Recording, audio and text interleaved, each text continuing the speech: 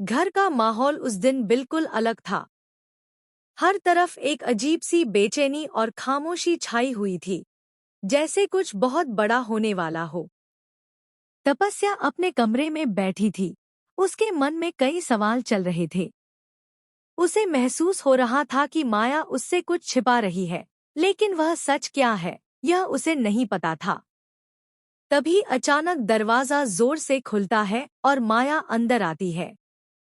उसके चेहरे पर गुस्सा, दर्द और एक अजीब सी ठंडक साफ दिखाई दे रही थी। तपस्या हैरान रह जाती है, क्योंकि माया का यह रूप उसने पहले कभी नहीं देखा था। माया बिना कुछ कहे सीधे तपस्या के सामने एक फाइल फेंक देती है। तपस्या घबरा जाती है और कांपते हाथों से उस फाइल को खोलती है।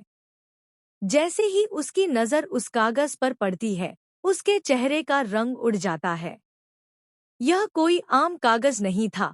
यह महेश काका और शिवाय की डीएनए रिपोर्ट थी। तपस्या की सांसें तेज हो जाती हैं, दिल जोर जोर से धड़कने लगता है।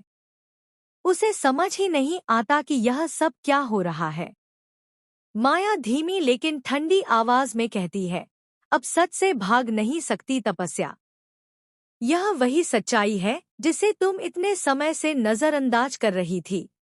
तपस्या की आंखों में डर साफ दिखाई देता है। वह बार बार रिपोर्ट को देखती है, लेकिन हर बार वही सच्चाई सामने आती है, जिसे वह स्वीकार नहीं कर पा रही थी।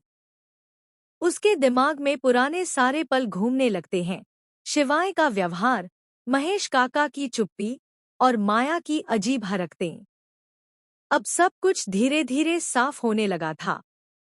तपस्या कांपती आवाज में पूछती है, ये सब झूठ है ना माया?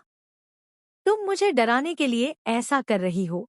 लेकिन माया की आंखों में कोई मजाक नहीं था। वह और करीब आकर कहती है, काश यह झूठ होता। लेकिन सच इससे भी ज्यादा खतरनाक है। यह सुनकर तपस्या पूरी तरह टूट जाती है। उसे समझ नहीं आता कि वह किस पर भरोसा करे और किस पर नहीं।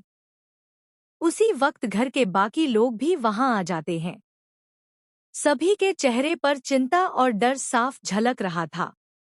माया सबके सामने उस डीएनए रिपोर्ट को उठाकर दिखाती है और जोर से कहती है, आज सबको सच जानना होगा। यह सुनते ही पूरा माहौल हिल जाता है। कोई कुछ बोल नहीं पाता, जैसे सबकी आवाज कहीं खो गई हो। तपस्या की आंखों से आंसू रुकने का नाम नहीं लेते। वह बार बार माया से कहती है कि यह सब गलत है, लेकिन अंदर ही अंदर वह भी जान चुकी थी कि अब सच्चाई छुपाई नहीं जा सकती।